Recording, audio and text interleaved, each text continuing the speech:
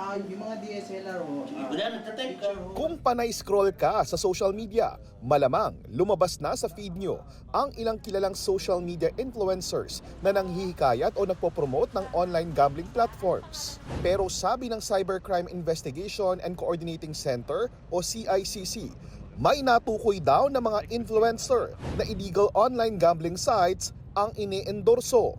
Several influencers and content creators promoting illegal gambling content have also been identified. Gaya ho nung sinasabi ni Ronald, may naabutan pa kami nagla-live. Kaya mensahe sa kanila ng CICC. Itanggalin nyo na ho, take down nyo, magkusa kayong i-take down yung mga content na pinutap nyo with regards to promoting these illegal online activities.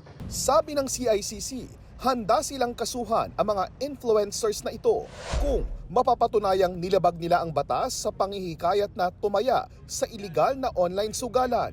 Hindi pa pinangalanan ng CICC ang mga social media influencers at hindi pa rin nila binanggit kung may mga artista ring kabilang dito.